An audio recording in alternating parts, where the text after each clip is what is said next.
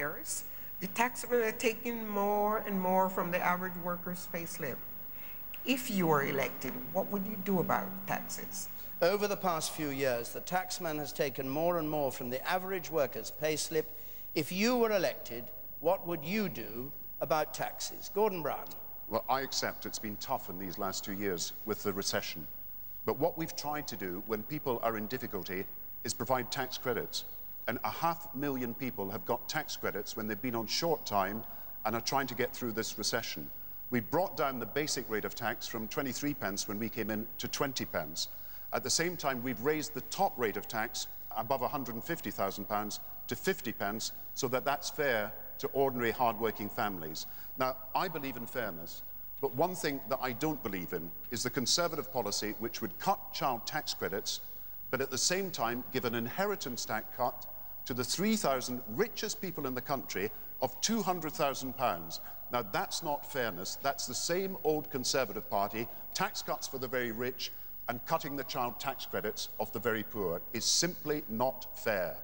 David Cameron. Well, you're absolutely right. The taxpayer has been having to pay more and more and more as the government has spent more and more and has been so careless at trying to stop wasting money. We see waste all around us and the government's done so little about it.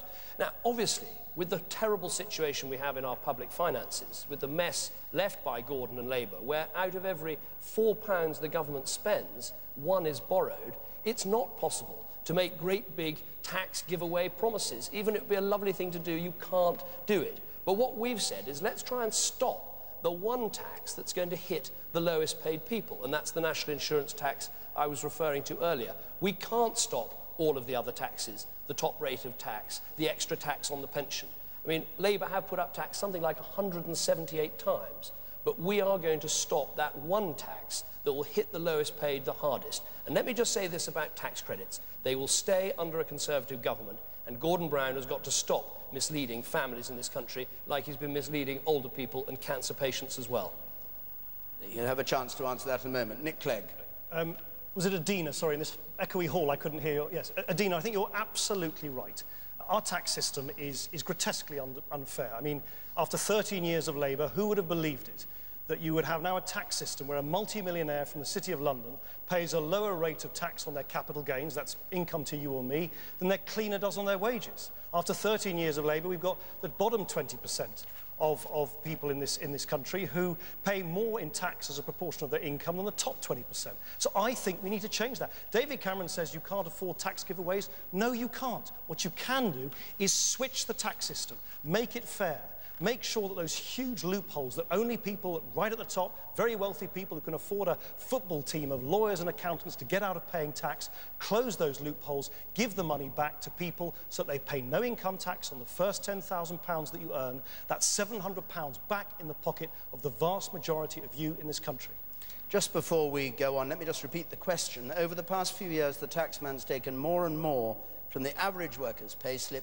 If you were elected, what would you do about taxes? And Gordon Brown, what would you say in reply to David Cameron's attack on you? That nobody earning below £20,000 will pay the national insurance rise. The reason for the national insurance rise is to ensure our health services, our police and our education, and David cannot guarantee funding for police and education that will match what we're doing. But that's the reason for the national insurance rise, but nobody below 20,000 will pay it. 6 million people in this country receive tax credits. And the Conservatives and the Liberals have a plan to reduce tax credits for middle-class families. And I come back to this central question about fairness in the tax system. If David wants fairness in the tax system, why does he support this inheritance tax cut for only 3,000 families worth £200,000 each? The biggest beneficiary of the Conservative manifesto is, as always, the richest estates in the country and not the ordinary hard-working people of this country. And if the Liberals want to cut child tax credits with the Conservatives, then I can say one thing. I will never form an alliance with a Conservative government that cuts child tax credits. David Cameron. Well, what you're hearing is very desperate stuff from someone who's in a desperate state. But you have heard from Labour and Gordon Brown that if you earn £20,000 or over, you're considered rich. You're considered a target for the Labour government to go on wasting money this year and to hit you with taxes next year. Now, let me answer this question directly about inheritance tax. I believe in this country that if you work hard and you save money and you put aside money and you try and pay down your mortgage on a family home, you shouldn't have to sell that or give it to the taxman when you die. You should be able to pass it on to your children. It's the most natural human instinct of all. And I'm afraid these other two parties simply don't understand that. Inheritance tax should only be paid by the richest, by the millionaires. It shouldn't be paid by people who've worked hard and done the right thing in their lives. It's not our top priority. Our top priority is helping those on the £20,000 that are going to be hit by Gordon's other tax. But should we try and encourage people to work hard and save? I say, yes, we should. Nick Clegg. Well, I have to say, David Cameron's the most creative justification I've ever heard for giving tax breaks to double millionaires. But anyway, there you go. Look, I think Adina's point is that taxes are unfair on millions of people on ordinary incomes, not the double millionaires that David Cameron wants to help, on millions of ordinary people who are simply struggling to pay the fuel bills, to pay the petrol prices, to pay the weekly shopping bills. And what I'm totally with you on this, Adina. I think it's just wrong that, let's say you're, I don't know, a teaching assistant on £10,000 a year. At the moment, you will pay, let's say you work, I don't know, maybe 3 days a week, you will pay about £1,000 of that in tax and national insurance. Under our plan, by lifting the income tax threshold to £10,000, you won't pay any income tax on that first £10,000. I believe that if people work hard, particularly if they want to get off benefits and start working, even if it's just part-time, we should help them keep more of their money. It is as simple as that. That is the fair thing to do. Fairness in tax means that we have tax credits, and 6 million people benefit from that. As far as the teaching assistant who's earning a very low income is concerned, there is the working tax credit that is available to them. But I come back to this central question about fairness that has been raised by our questioner.